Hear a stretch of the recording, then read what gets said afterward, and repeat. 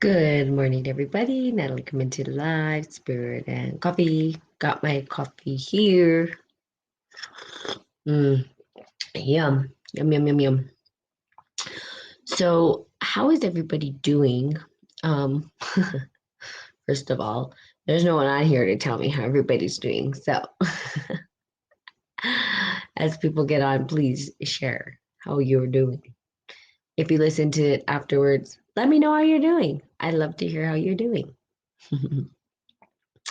Um, so something that I just want to bring up is the amazing, well, it's quite amazing. I think people are really getting sick of just being locked up. And so it was really weird because as soon as all of this happened, right, if you started to look at what was going on, it was like almost, especially where I lived, was like a ghost town. It was like, does anybody even live here?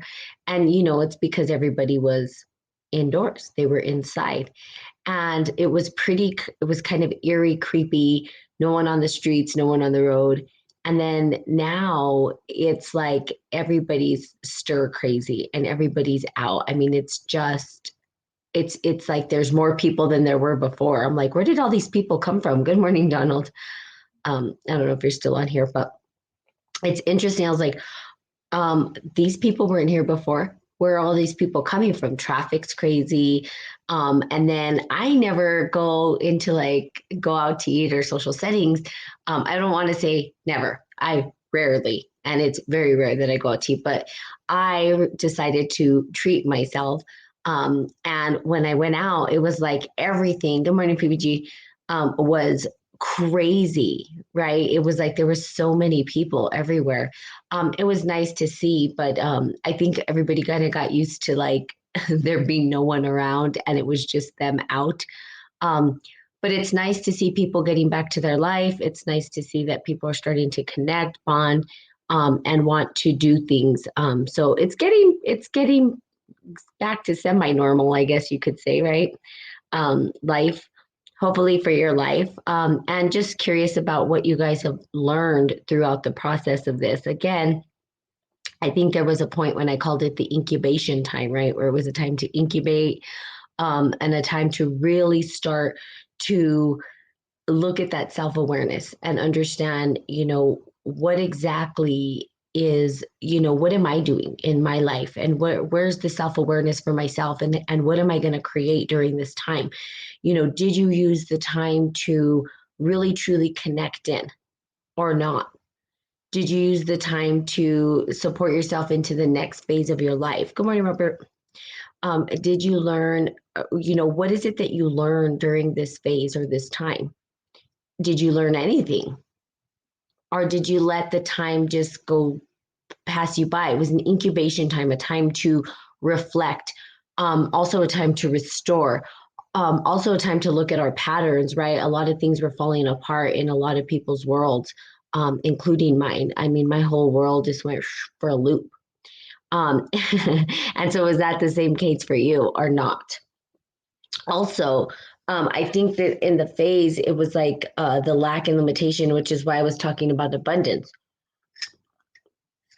and the abundance consciousness. And I think that that was relevant and super important to talk about. And that's why I was reading this abundance book, right? Um, so let's just go on with the 40-day prosperity, is what it is. And it's to help people experience abundance, and hopefully it'll support you. Abundance is the book, or abundance in this book is defined as an all sufficiency supply, a full measure of infinite good. In the invisible, it is the creative energy of God, also called the substance. In the visible world, it is energy made manifest as money and every other good thing required for free and harmonious life in this third dimensional world. There are certain principles of abundance, specific fundamentals of truth, which, when realized, will free an individual from lack and limitation. Since these are spiritual precepts, a program for prosperity based on truth cannot be implemented by those with greed, um, avarice, I don't know what that word is, or selfishness in consciousness. For one thing, a mystical approach used to get money will surely fail. However, the same method used to reveal the spiritual cause and effect of abundance will reap rich dividends in both form and experience. Also, since spiritual wealth, both invisible and visible, can only be attained through realization, the very fact that the subjective comprehension is held in spiritual consciousness will ensure that the manifestation for the manifestation is for the common good. In essence, the spiritual way to abundance is rigid in favor of those with purity, with pure motive. An immersion put it, as Emerson put it, I can't speak, the dice of God are always loaded. So here's the cool thing. Hey, Carlos, how are you? So here's the deal with abundance. And I love what this book is saying, right? Good morning, James. Is that so abundance is within the spiritual practice and the intention that you want the abundance. Most people are, and I don't want to say most people, but you hear most people saying, if I just had $1 million, I'd be okay. Well, why? Why would you be okay? Oh, because I could just buy a house and I could buy this car and I could buy that and I could buy this. That's not abundance. And that's what they're saying, right? Abundance comes when we have gratitude for the things that we have now, right? And then when we have more than enough, that we can share that more than enough with the world. That's abundance. When we have so much that it's altruism, right? It's the ability to tap into this infinite supply of what we have and then give back to humanity in some way. That's abundance. Now, is it hard for people to sort of get there? Yeah, at times, right? Because we feel the lack and limitation. We're not enough. We're not worthy. We don't have this. We don't have that. Or we compare ourselves to other people, right? There's that comparison. Well, look at them and look what they have, that kind of thing. This is not that. And looking at materialism is not that. And it's funny because I was having a conversation with a friend of mine, and she was telling me that she did a presentation for some individuals about money management, financial gain, and being your own boss, basically your own worker. And there was an individual, not that he was right, wrong, good, or bad, speaking right about his oh well, I have this car and I have this and I have that, and and that wasn't her driver. Her driver wasn't the materialism, right? It's nice to have nice things, but there's something greater than that. And when we tap into that, that is when the abundance starts to flow. So an example would be, so for me, it's like, give me refuge. That's one thing that's important. Do I have a space, a safe space, so that I can connect with God? That's another thing that I was talking about, is someone's spiritual connection, right? The abundance of spiritual connection. People were saying, well, oh, I can't spiritually connect because I can't get there because all I have to do is work, come home, and I don't have the time. But that's not true. Okay. They only make it true because they can't, all they're seeing is the lack and the limitation. You take it with you everywhere you go. Like for me, I contemplate or I have conversations with myself, right? And I'm like, oh, and then I'm like, God, what about this? Or what about that? Or what about this? Even if I'm at work, or help me with this task, support me to get through this task so that we can experience the abundance. Okay. So it's not selfishness, right? It's not holding on. It's not greed. It's not holding on to the things that we have. It's being able to manifest enough so that we can share. And then we start to share with other people, other individuals, right? That's abundance. When we have so much that we can give. When we're in lack and limitation, we don't feel like we can give because we don't even have enough for ourselves. And we feel drained. And then that's what ends up happening, right? And we don't have enough to give. Now let's take a look. Let's take a closer look at the principles of prosperity. First, by examining your consciousness. Do you have an aversion to wealth? Do you object to being rich? Does the word abundance bother you? If you have the slightest reservations, then you better check your belief system regarding God. You see, God is omnipresent, wealth and infinite riches of the universe, the lavish abundance of creation. Again, we're talking about the abundance of creation, and if you looked at natural law and how abundant we are with resources, right? Now we'll talk about the lack and limitation of resources, where we're bastardizing them, yes, because there's overconsumption in them, right? And we see this big gap between. So here's the deal. We see this gap between the hungry and the ones that are eating. And this kind of trips me out. Why are people hungry? There's like, and this is a conversation we've been having for ages. Okay, then we got a little ginger coming in here. Ah,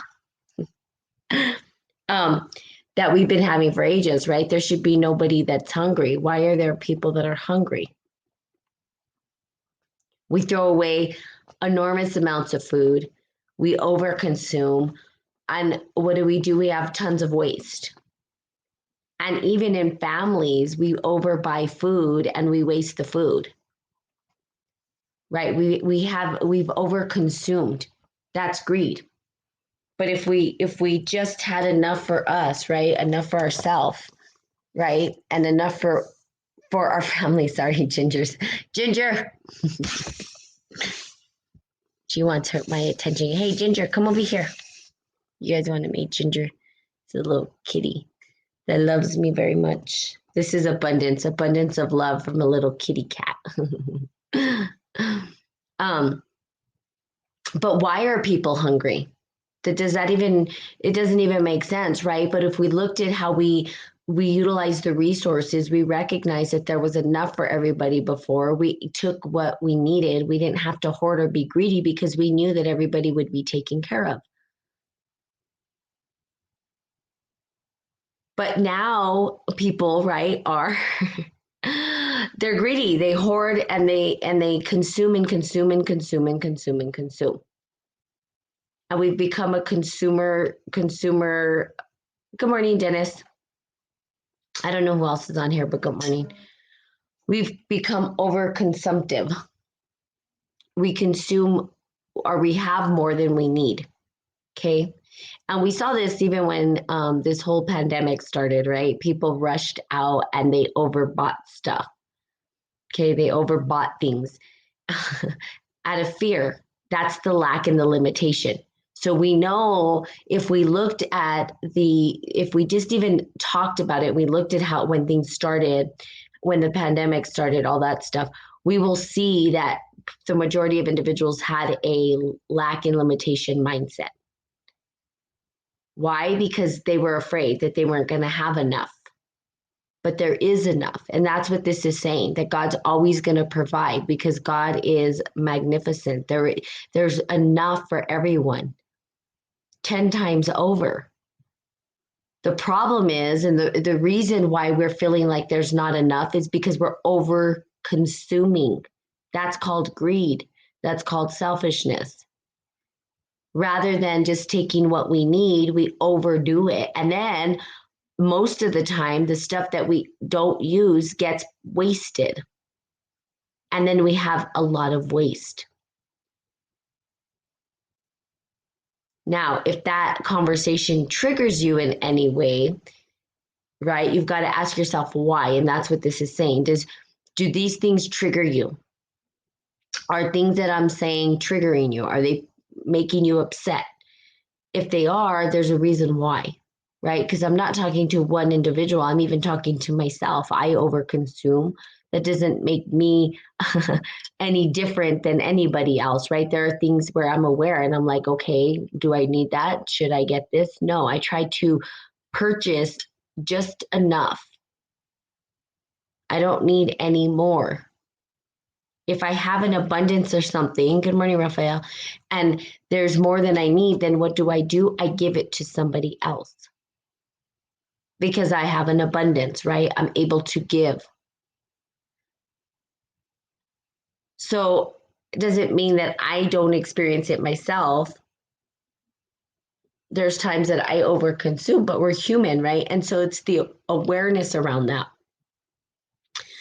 So when we're tapping into the abundance, we're realizing that there's enough and we don't have to over consume.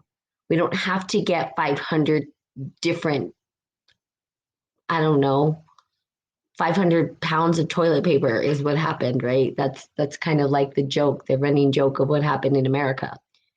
People were in scarcity. They were afraid that there wasn't going to be enough.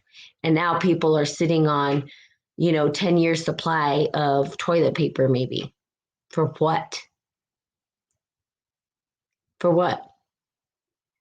Because they didn't feel like there was enough.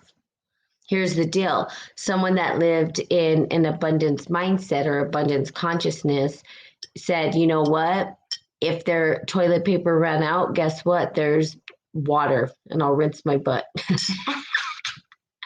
I'll rinse it with water or whatever. I'll take a shower and rinse my booty right after. I don't know. You see what I'm saying? But there's other ways to approach it. But because people live in this lack and limitation, there's only one way.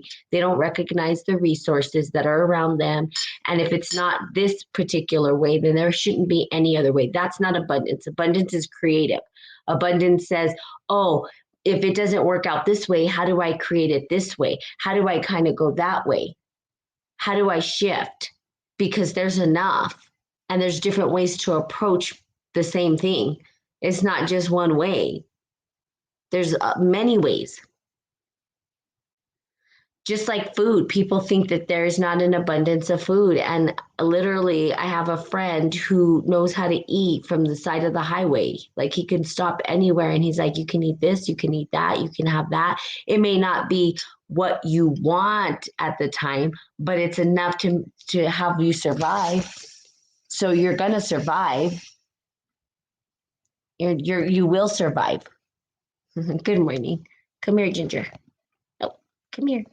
We have a Ginger. And she'll be like, Ginger. Yeah. This cat. Sorry. Oh, I have a cat with me. So there you go. The one's on Podbean. And she's an interesting one. She wants lots of attention from me today. She wants to cuddle. So abundance, right? And we continue to talk about it. Come on, Ginger. Look. This is abundance of love right here and care. Oh, look at you. Say hi. You making it on Spirit and Coffee. Oh, you gotta love this one. Hi, Ginger. You're gonna drop over the phone. I've never had a pet with me, but she's a cat, and so she look. Why don't you just lay here? Lay right here. I know you just want my attention, don't you?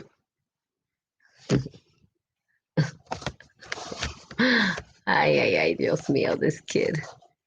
Hey. Oh, I'm sorry, but Ginger is so she's a cute little cat. Something that I thought about talking about today was allies, right? And having your allies, but I think I'll talk about that later. And Ginger is my ally. She's my medicine right now for kind of the stuff that I'm going through. I'm going through some pretty intense stuff, and she's given me medicine, right? She's given me love and kindness, and she's constantly wants to be with me, which is funny because cats are pretty temperamental, right? They just kind of don't. Sometimes they just don't want to be around you, but she's constantly following me everywhere, and wanting to be around me, which is good. There you go. I got like I said, abundance of love. But again, abundance is creative. Abundance doesn't find blame, shame. It doesn't, like I said, my friend can eat off the side of the highway. He can go and pick food and say, you can eat this, that, the other. And I'm like, wow. He's like, food grows everywhere. People don't even know it because we're disconnected and we want our food to look a certain way. There's so many weeds and so you would never go hungry. I mean, there was wild berries out where I was in Pittsburgh, there's cran apples, there's everything.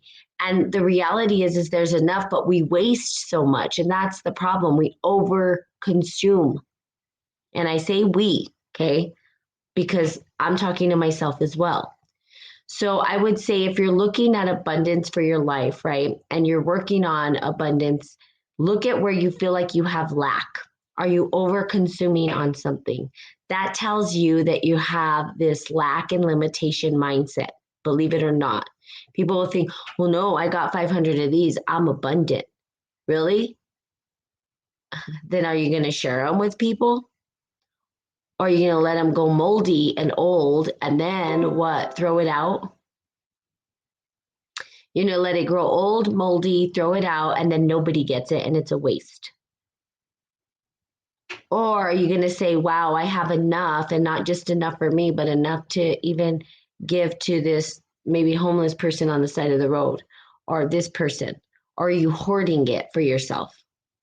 Those are questions to ask yourself. They're very hard, complex questions because sometimes that self-reflection is not something we want to address or even look at. We don't. It's hard to live a minimalist life. Imagine getting rid of the stuff you know you don't need. Get rid of it, right? Good morning, Michael. How are you? Cheers. Salud. Mm-hmm. So abundance doesn't hoard, it doesn't hold on to.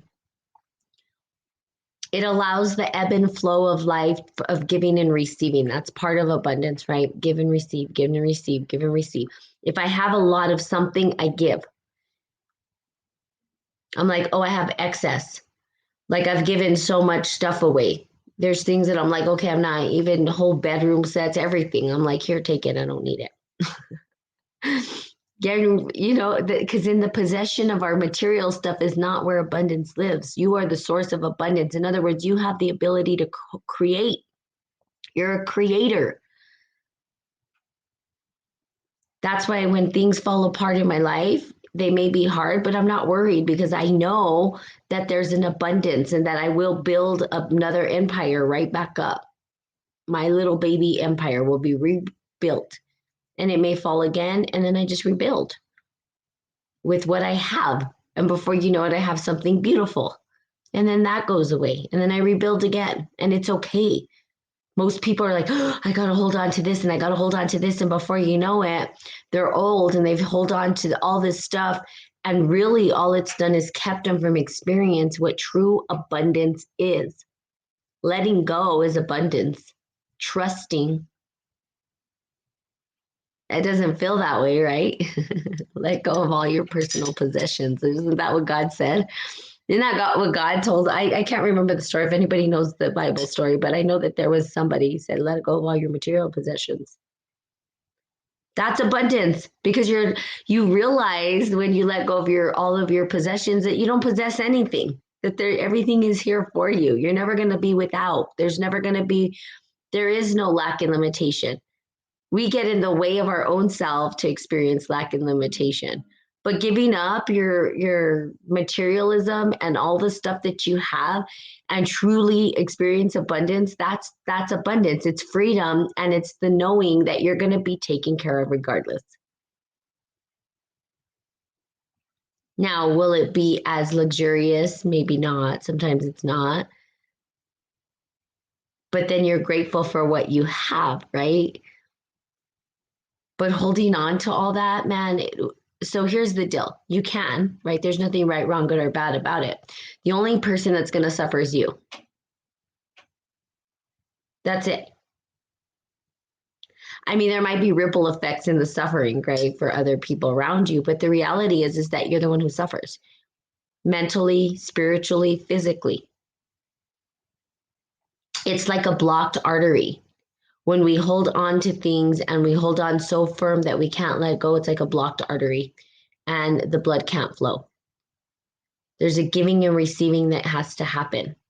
for abundance to exist in your life fully. In order to level up, we've got to let go of stuff. At first, it may be uncomfortable and it may not be. And I guarantee you may be like, why did I do this? Look at what I have now. And then boom, before you know it, you've created something even more magnificent. And when you learn how to devour things in your life and recreate them, that is a true warrior. That's badass when you can start from rock bottom and build up. And start from rock bottom and build up. That's why I'm not afraid to lose everything. I've been at the bottom. It doesn't matter to me. You can take it all away. More shit's going to show up. I know this. So I am not afraid to let go. Right? But is there times when I've held on too strong? Yes, just recently, where I was holding on to something, right? I wanted something to work out. And then I finally said, what am I doing? I'm only hurting myself. This is dumb. Let go. Let go. It's not yours. Let go. And I let go. And then I found my freedom. And now I found my abundance again. So it's the flow. But uncomfortable, yes. Totally uncomfortable. But then I found my safe haven, right? And rebuilt. And now I'm rebuilding again. And there you go. I don't need to worry. Things will be taken care of. This is like you tapping into your all-sufficient self and knowing that God is abundant and that God will provide you the resources. Let it go. Let go. Whatever that thing is that you haven't let go of, let it go. That's scary, huh? Let it go. Just let it go. Let go. Let it go. Let it go. Just let it sail. And then something else shows up and it's better and it's right and it fits. And then you let other things go. That's abundance, not selfishness, not hoarding, not holding on to, not controlling. Okay, so I hope this was helpful. And there you go.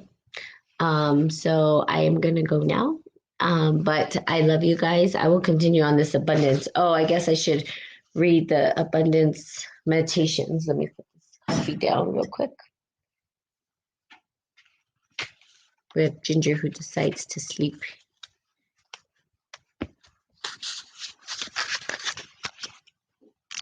Let me just read the God is lavish, unfailing abundance, the rich omnipresent substance of the universe, this all-providing source of infinite prosperity is individualized as me, the reality of me. I lift my mind and heart to be aware, to understand, and to know that the divine presence I am is the source and substance of all good. I am conscious of the inner peace as my lavish abundance. I am conscious of the constant activity of this mind and the infinite prosperity. Therefore, my consciousness is filled with the light of truth. Through my consciousness of my God self, the Christ within, as the source, I draw into my mind and feeling nature the very substance of spirit. This substance is my supply. Thus, my consciousness of the presence of God within me is my supply. Money is not my supply. No person, place, or condition is my supply. My awareness, understanding, and knowledge of the all-providing activity of the divine mind within me is my supply. My consciousness of this truth is unlimited. Therefore, my supply is unlimited. My inner supply instantly and constantly takes on form and experience according to my needs and desires, and as the principle of supply in action. It is possible for me to have any needs or unfulfilled desires. There you go. So we'll continue on that. There's three more in this particular meditation. Okay, so there you have it. So be abundant. Remember that you are abundant. Abundant lives within you, and that we have the abundance within us. And it is that tap into our God self that creates the abundance for our life. Okay, so there you go. So I love you guys. Have a great day. And of course, I will see you guys tomorrow. Bye-bye.